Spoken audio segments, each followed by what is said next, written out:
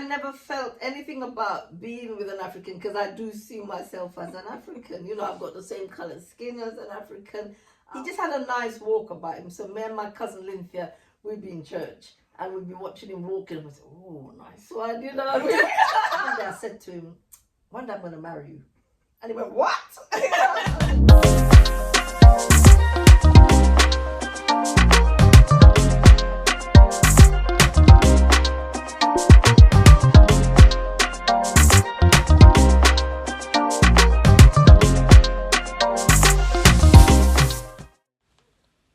Hey people, my name's Naomi Osei and I'd like to welcome you to my channel. In August of 2021, my babies and I packed up our things and we relocated from the UK to our homeland, Ghana. And on this channel, we're documenting our exciting adventure. But today, you're tuned into part 2 of an extra special interview between myself and my Grenadian mum. So if you haven't already done so, go ahead and check out part 1. I'll put a card somewhere above right about now so you can go and check that out. And once you've done that, be sure to come right back here to catch up with part 2. We're going to be continuing this conversation where my mum tells all about how she and my father met and what it was like as a Caribbean woman getting involved with a Ghanaian man. Stay tuned.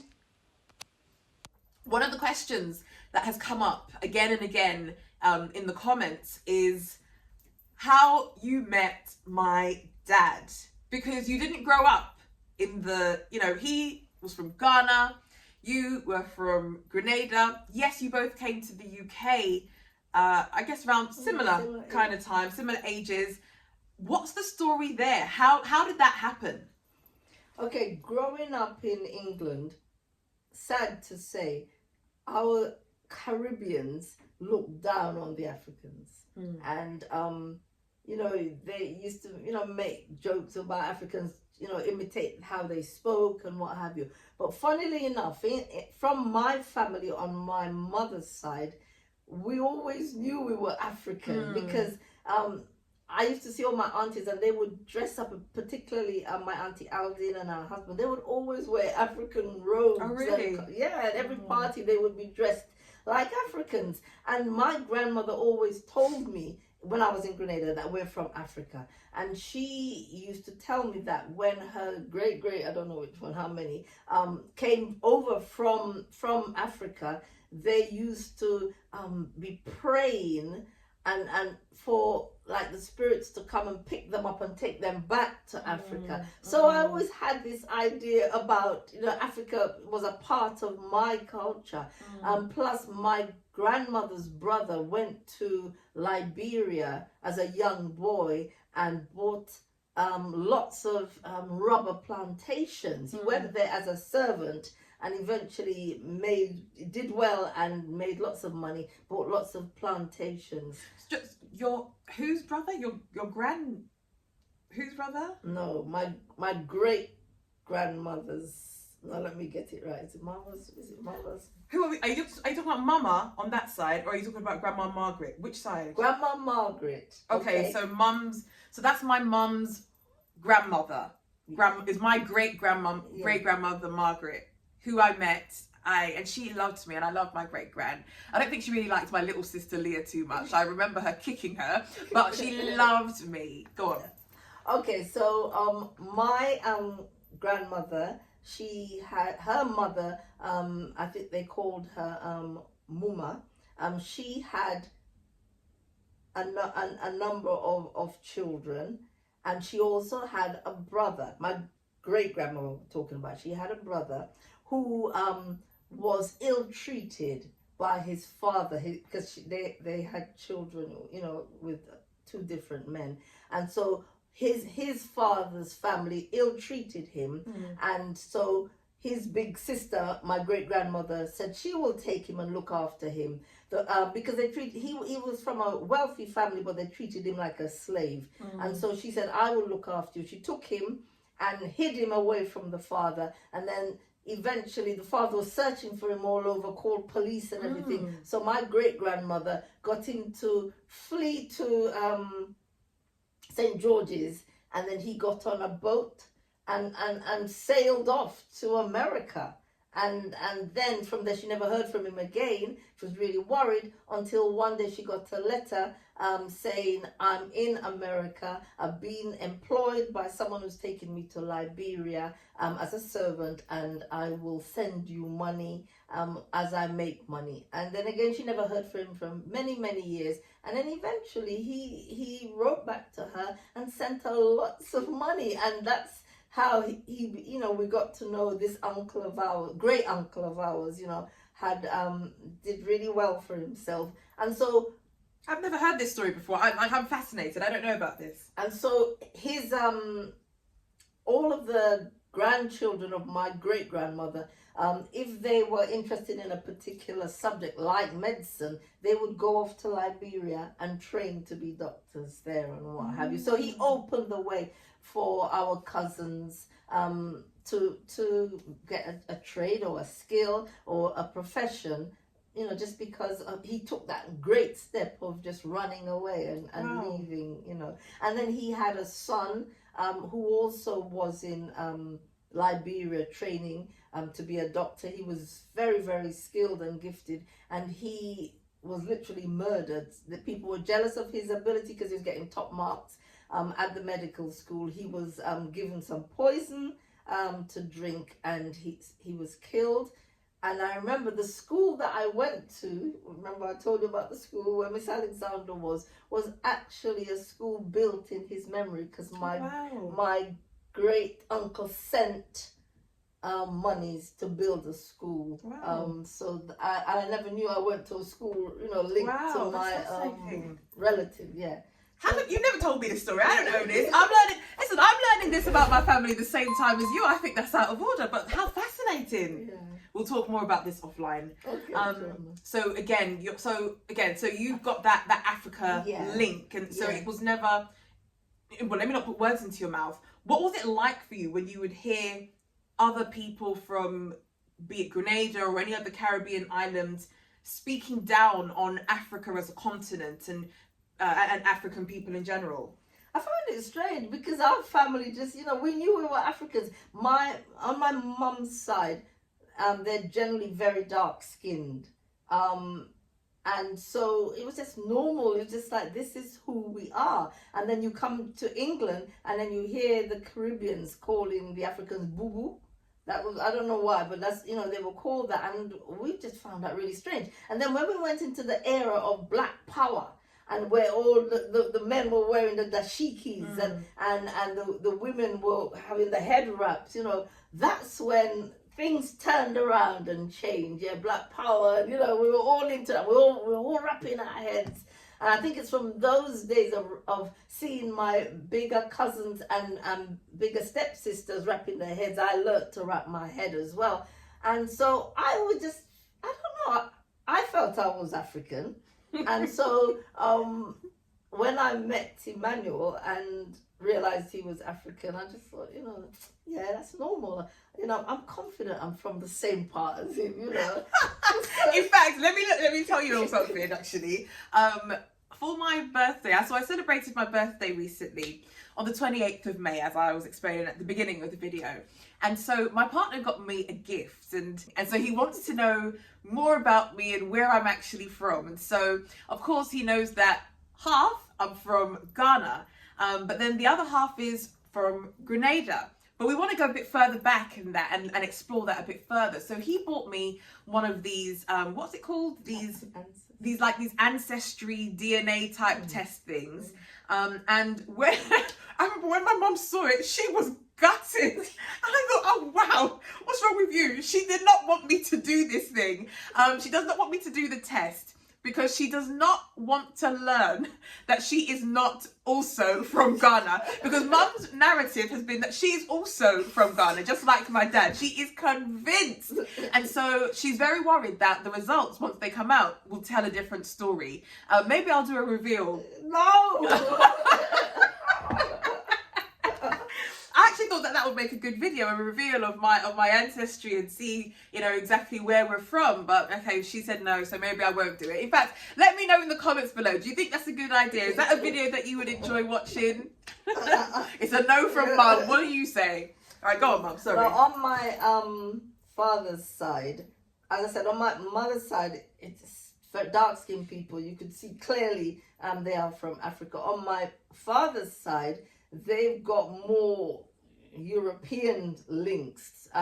They're sort of more fair-skinned people, and with soft curly hair and what have you. So, you know, on my father's side, I know one of my cousins went and did this DNA thing, and you know, you find out all sorts of things, that you're Scottish, and you know, and also that you're like what was that one, like where the Queen of Sheba, Ethiopian and what have you, you know. So I'm just like, no, I want to be more West African. So come on, right? Why do you want to be West African?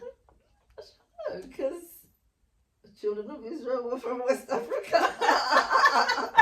Oh gosh, that's another. No, we're not going there. We're not going there, please. I want to be one of the children of Israel. Okay, let us continue. So anyway, go on. So meeting. It was just. It was quite. I never felt anything about being with an African, because I do see myself as an African. You know, I've got the same color skin as an African. I just. Yeah, guys, listen. Sometimes my mum, it is just too much.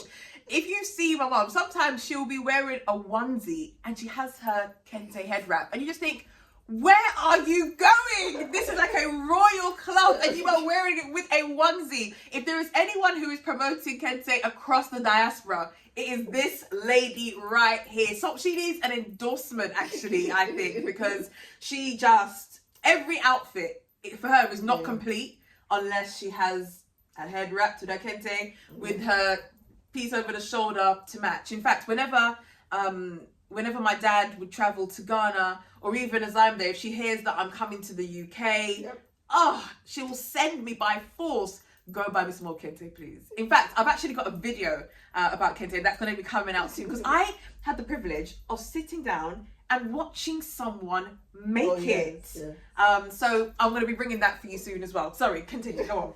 So, okay, so I've told you all about my life, where the dancing element and the cultural experience, or the cultural shock of coming to England. But also the other side of my life, I mentioned to you on my dad's side, they were more Adventist.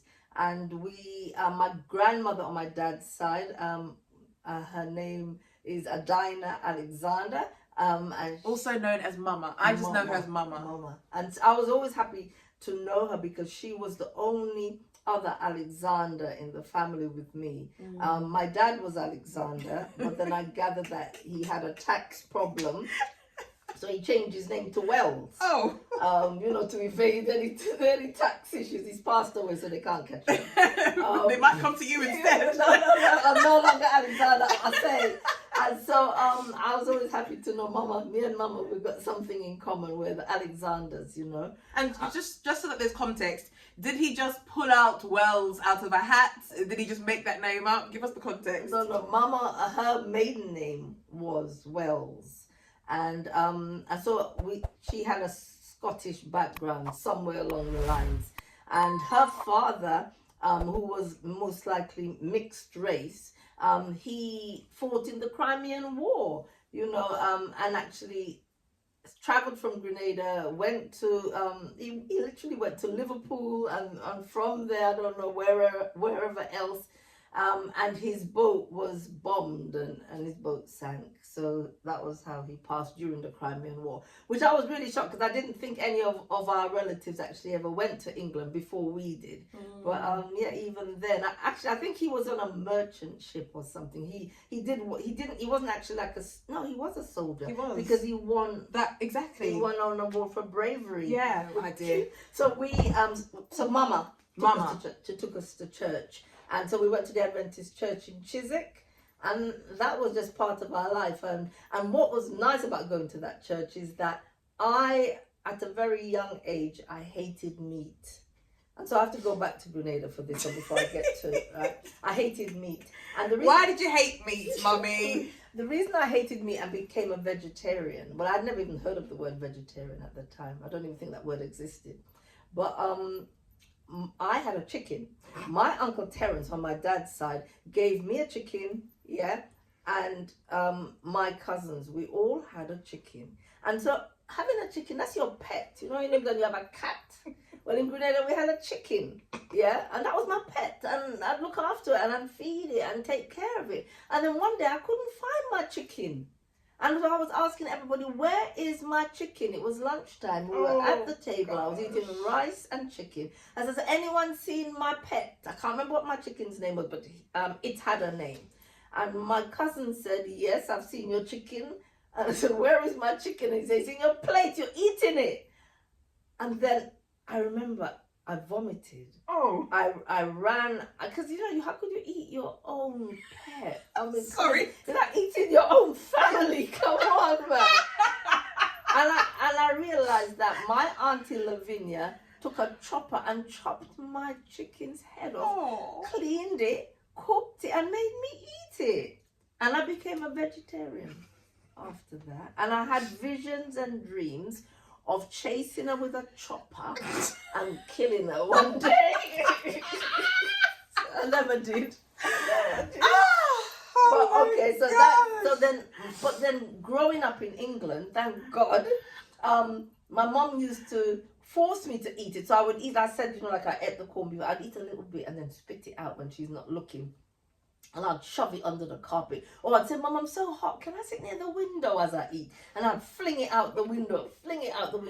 But I'd shove it under the carpet. So we were attacked by mice. Oh, gosh. And Mum saw lots of meat. What's the meat doing under the carpet? I don't know, Mum. And then one day, how I got found out, my grandma, Mama, the Adventist one, was walking and then she to visit us. And then she came upstairs and she said, look at my clothes.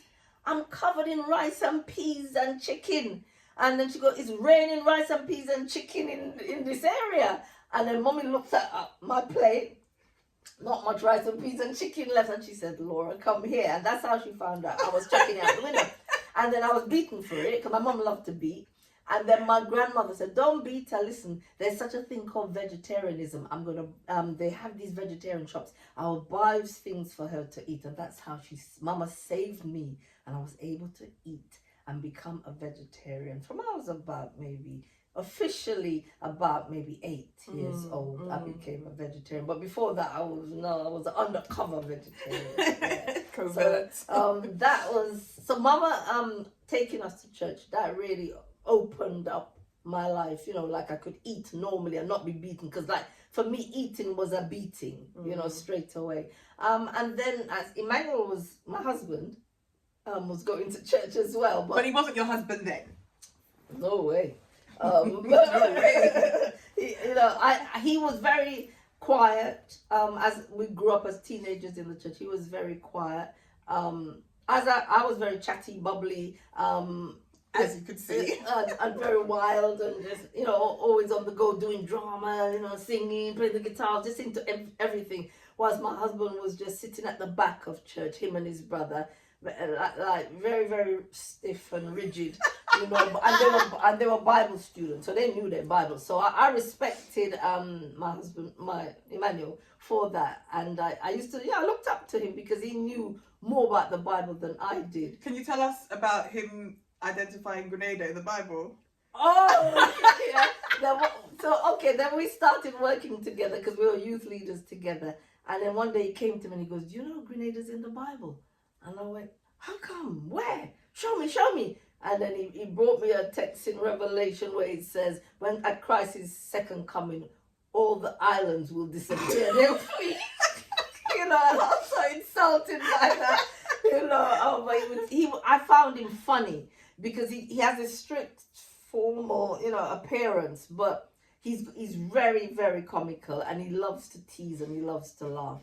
And by what we were placed together, I was the youth leader, and he was my assistant, and we just started working together, and I realized, it's quite funny. And then he also preached a lot, and I used to like watching him preach, because when he preached, he's got flaring nostrils. Same, but you got mine. I got daddy's nose. Someone in the comments said, yeah, you got your daddy's nose. Like, yes, I do. He can't deny me.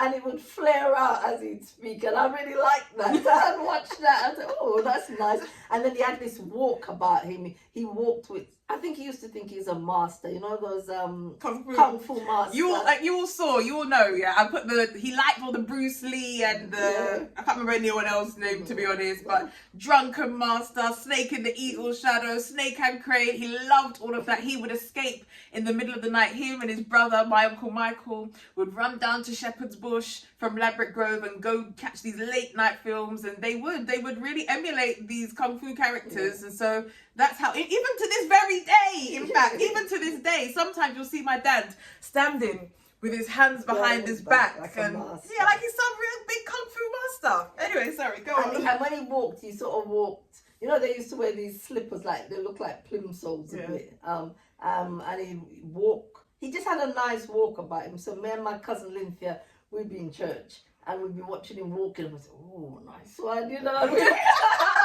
So instead of you in church listening to the word being preached, you're there looking at man. No. We were there to hear the word of God, and so we'd be listening, and I'd say to Lynthia, "God, I fancy him," you know. And Lynthia goes, "Yeah, he's all right, you know, he's all right." And that's how we just. And then I remember telling him one time, I was driving at the time, and I would drop him home. And one day I said to him, "One day I'm going to marry you." And he went, "What?" I said, "Watch and see." And how many years later? Gosh, it's coming up. It's like 36 years, isn't it? Yeah, I think we got married about 6 years later or something. Yeah. And you've been married, because if I'm 35, I'm 35 now, guys. And that means you've been married for 36 years. Yeah, 36 wow. years, yeah. So she's a prophetess as well, guys. She's a prophetess. I think what I'm doing... Oh, sorry, go ahead. Go. No, but that's basically how, we got together. But even though we've been in the church from young, we never crossed paths. It's only when he sort of came out of himself a bit and began to be friendly. He wasn't very friendly. He was very stiff, as I said. And then also because he had to work with me. And there was like a divide in church. They were like the goody ones, which was my husband's side. And they were just all like slightly rebellious, wild a lot. And I was on that side. They say opposites attract, eh? And that's how, yeah. And then because we were voted to work together as youth leaders, that's how I got to know him. And I thought it was a bit of a stick in the mud. But once I started working with him, I realized, no, this guy's really funny.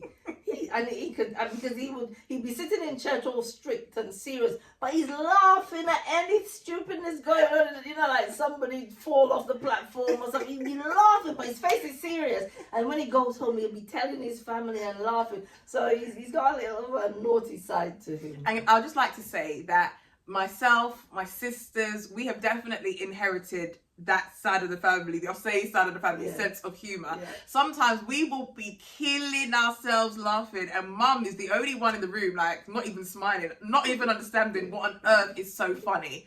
One thing I want to touch on, and I'm realising that we've been going on for a long time. My goodness. We're going to cut this, or maybe we'll have to do part 2 a little bit later. But there's 2 things that I want to cover.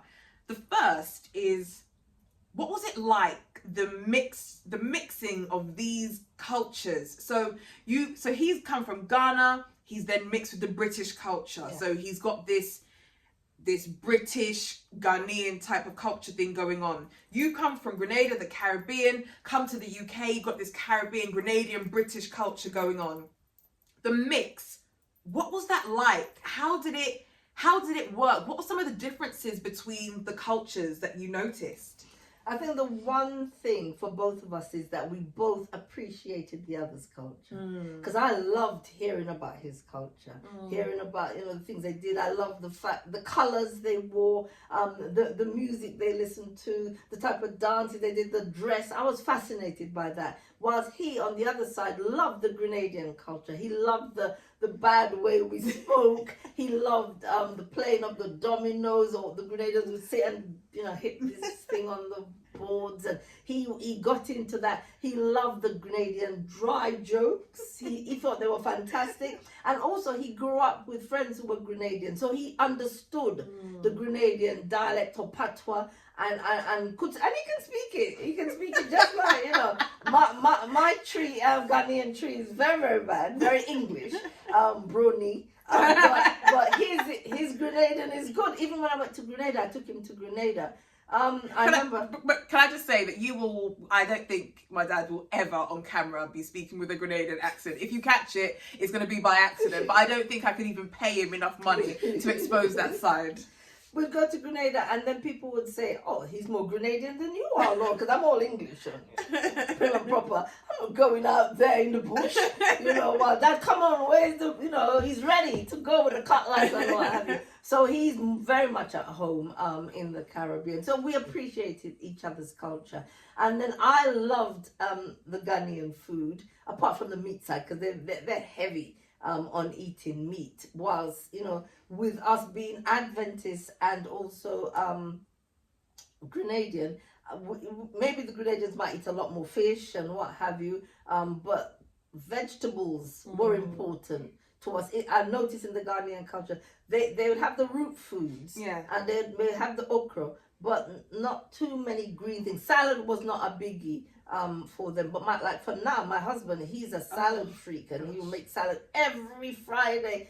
Eat your leaves. You know, spinach, and, you know, he's big on all of that. So I think it was this appreciation of each other's differences that really made it work. I like learning new things. I love, like Nemi can tell you, I love watching people. Yes. If you could just let me sit at a window and just watch people without them seeing me watching them, that's a joy for me, because I like to imagine what their life is like and what they do and what have you. There's a word for people like you. Peeping Tom. A peeping Tom.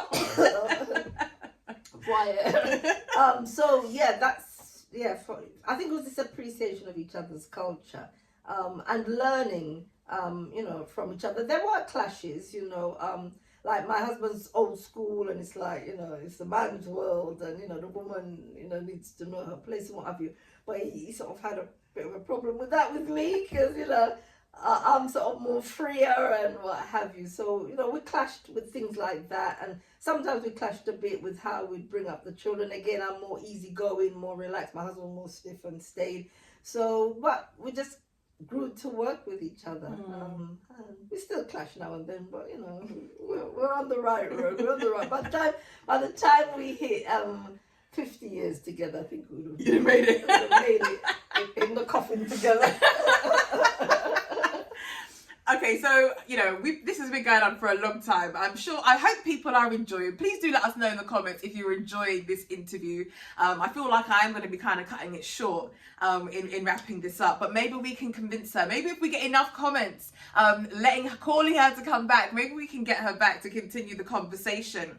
I want to know what your thoughts then were about, you know, me taking two of your grandchildren, don't say much more on that because that video hasn't come out yet, but two of your grandchildren back to the motherland. When you heard that we were making plans to move to Ghana, did you ever think, oh, why not Grenada? Or, you know, what were your thoughts about us choosing? Because, you know, growing up, and I've said this before, even when it came to things like family holidays,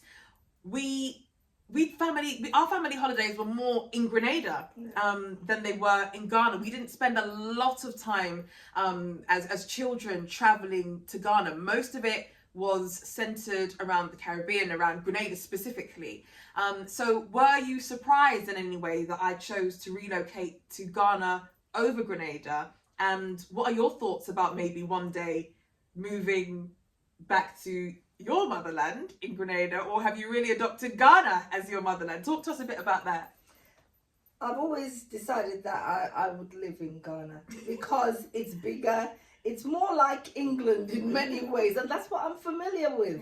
I always decided that I can't live in Grenada. I cannot take the sunflies, right? Because listen, when I was little in Grenada, they were biting me then, and when I left Grenada, I was covered in spots all over my legs, and my arms, because these sunflies, my skin was irritated by it, and it made me suffer a lot. And so I know that if I had to go and live in Grenada and I get one of these bites, I just won't cope very well. So going to Ghana, they have mosquitoes. That's the only thing, and they're bigger. And the mosquitoes can give you malaria as well. Yeah, they can give you malaria. They can definitely. kill. Yeah, but I could cope more with that than the sunflies. So I decided. Me too. And then plus, we'd built a house in Ghana, and I just felt that going to Ghana, when I retire, it will be more like I'm living in England. If I go to Grenada, it will be a complete culture shock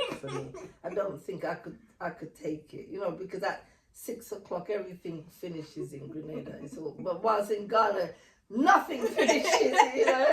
Every hour of the day someone's selling something. Yeah, it's just I like the lifestyle there so much more. And so when Naomi said she wanted to go there with the children, yeah, I didn't mind at all. I mean, the children come to school with me at Eden, so that part, I'd take them to school every day. I knew I'd miss that, but other than that, no. I was happy because I know I'm coming there at some point. So you've heard it here, guys. She's made this commitment. You are coming to Ghana. You're going to retire in Ghana. Without a doubt, yeah. When? It's difficult to say. I think because I'm very committed to the school and setting up the school and having headed it for the last 27, 28 years, That's your baby. That's my baby, and it's going to be difficult to pull away from it. I know I have to. I'm getting on, and I know I have to, but I do feel that I've been called by God to run that school against all the odds when it seemed as if it was going to fail completely. When we were evicted, when we were, locked out, when our numbers dropped to next to nothing, when didn't have enough teachers. I've been through so much challenges with the school, and I really give God the glory and the praise that He brought me through. And I know that when He tells me enough is enough, go and rest, then that's when I'll rest. Other than that, it's a mission, it's a goal for our children, our Black Christian children, to have a Christian education. And for me, that is a joy, and that will stop when God says enough is enough. Okay, and so to wrap up, I guess, there's two things. Number one, I would like you to tell us something that we don't know about you. I'm putting her on the spot. I didn't prepare her. If she had watched Dad's interview, she should have prepared herself for this. She should have known that it was coming. Something about yourself. 3 things even. 3 things about yourself that we may not know. Dad described himself. He said people may not know that he's quite ambitious, that he's got, I think he said he's got a heart for people. And I can't remember the other thing that he said, to be honest. But, and I'm talking right now so that she has some time to think about some things that she could say. But, give us a couple things about yourself that you want people to know about you that you don't think that they know. Okay. I think people don't realize that I'm a shy person, really deep inside somewhere, and that I've just learned to, I smile a lot. I can't help it. Smiling is just a very, very natural thing, and then people see that as confidence and you've got it together and what have you. But many times I'm smiling because I'm embarrassed and shy and don't know how to, cope with it. So if I smile and laugh, then it sort of covers it. Yeah. Will you agree? Yeah, absolutely. Yeah. That's definitely one thing. I think not too many people know that my dream and vision is to have my songs published, my plays published, and my story published. I talk about it here and there to my close family, but That's my final dream, that I just would like to have that published, because I've got so many songs, and I would like that. We that's in process, isn't it? Yeah. That's happening. That's Okay. happening. Okay. Kadeem, that's a sign. We've got to get it done. And what else is there about me? I do. Okay, I don't know how to say this, but I'm gonna say it. Just say it. Put it. I do believe that I am anointed by the Lord, and that God has called me, almost like a prophetess, but that sounds like you're showing off, and that's not the intention. I do believe I've been anointed by the Lord to do a very special work in this world, and I'm happy that God has, and that calling came when I was about 14 years old, when I had a dream that God said to me in the dream, "Laura, I have called you to be Jeremiah." That was all that was said. Didn't know what it meant, didn't know who is Jeremiah. I went to my mom and shared with her, and she said Jeremiah was a prophet, and he wrote the book Jeremiah, and he wrote the book Lamentations, so he was a wailing prophet. And I thought, what? And that was the end of it. I thought nothing more of it again until I was about 40 years old, and then I realized that's what God meant. The work I'm doing, I spent a lot of time crying. That's what I mean. I wailed a lot with the school. I cried about the school. I felt beaten because of the school. And I realized that God had anointed me at the age of 14 for this work, but it only came to my full spiritual understanding at the age of 14. And my mom had to remind me. I called her in Grenada crying because of the many times I've been bashed for the school. And she said, "Laura, don't you remember when you were 14, God called you to be Jeremiah? This is the Jeremiah experience." And then after that, I could cope with it. I could cope with the bashings and the beatings, because I know God had my back. And that gave me great joy. I don't think people know that. Well, another thing that they should know, if they don't know, is anyone comes to my mum, I'm going to come for you. I'm not like my mum, the good holy type. That's not it. So bash my mum and you're going to have me to deal with. You're not going to like it.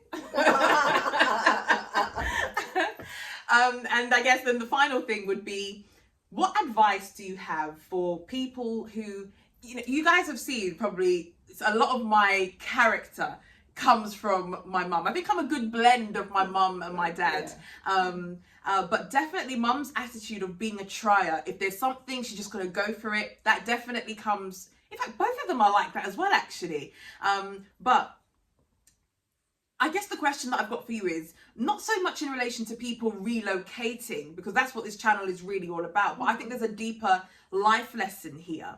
What would your advice be to people who do have a dream, something that they want to do, something that they want to achieve, but it's never the right time? There's always a reason why not. Maybe it is about an international move. Maybe you're terrified. How am I going to make money? How am I going to survive? How am I going to make ends meet? What if it doesn't work? What would be your advice to anyone who's watching, who's got a dream, who's got a passion, a burden on their heart to do something, but are feeling a little stuck, a little scared, a little bit nervous? What would you say to them? I'd say go for it. Don't waste time. Time, leaves you.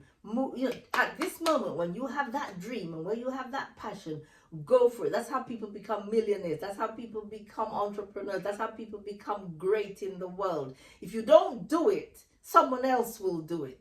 And God has called you to do it. So he will enable you. He will give you the tools. He will equip you. So whatever, just go for it. Even if it messes up, and even if you fail 100 times, one of those times will come through.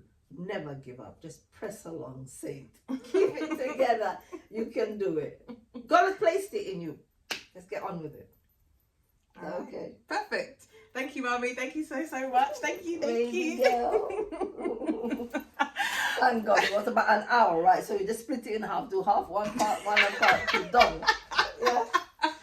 All right, well, guys, thank you so much for sticking with us. If you've gotten this far, I hope that you've been able to take some value away from the conversation that I've had with my mummy just now. Again, leave some comments in the chat for us about, you know, what you liked, any additional questions that you have. Again, if you want to see her back on the channel with more to share, look at her face, then let us know that as well. But again, thanks so much. She ain't doing it, guys. But thank you again so much for watching. Special thanks to you, Mum, for making this happen. And yeah, we'll see you all again next time, I guess. Take care, everyone. Hey, Cameron, you're here.